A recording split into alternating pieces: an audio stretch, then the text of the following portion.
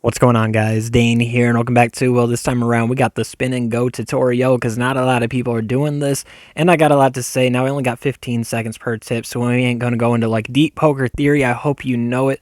Come along for the ride. Tip number one on these spin and goes: went ahead, don't give your money away. It is your chip stack to lose when you're in the lead.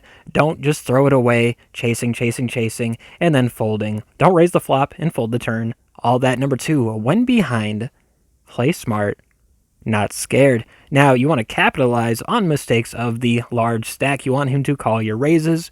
You don't want to fold when you are ahead.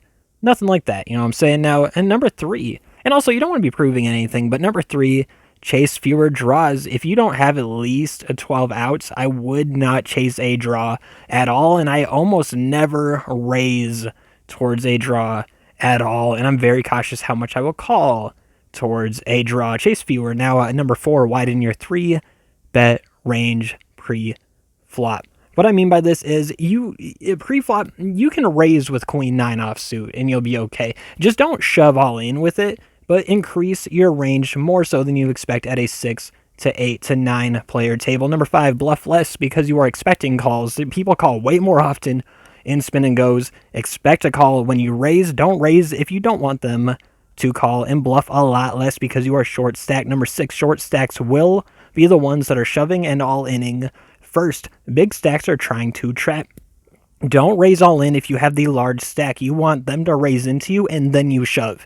If you're short stack, you want to shove first. You're trying to get their money. When you're large stack, you're trying to trap their money. Now, number seven, flips should only be premium hands. If you don't have ace king, ace queen, both suited, 10 plus pockets, don't do a flip pre-flop. Number eight, checking weak hands. Big blind is okay. If they limp into you and you have a weak hand, you don't have to raise it to scare them. They'll probably call it. Just check, accept the fact that they messed up and they gave you a free flop. But if you are on the small blind, don't make the same mistake. Don't give them a free flop. If you're not going to 3-bet, just fold the junk you got on the small blind. Simple as that. Let me catch my breath for a second.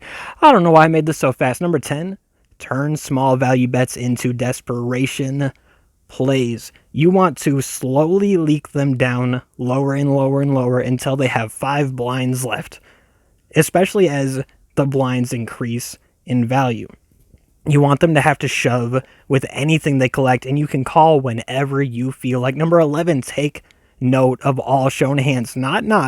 Take note of all shown hands, how they played those shown hands as well. You must learn your opponent's range quickly in these. Number 12, get comfortable shoving strong hands. When you have a strong hand and they raise into you, you can shove and trap their chips or force them into a bad all-in because you already leaked them and they don't believe in tip number 14. But tip number 13, getting ahead and staying ahead is key. Also, with number 12, strong hands are harder to come by when there's fewer people at the table. Keep that in mind. Number 13, getting ahead and staying ahead is key. You want to bleed them down, and you never want to be in a situation where you are out if you all in.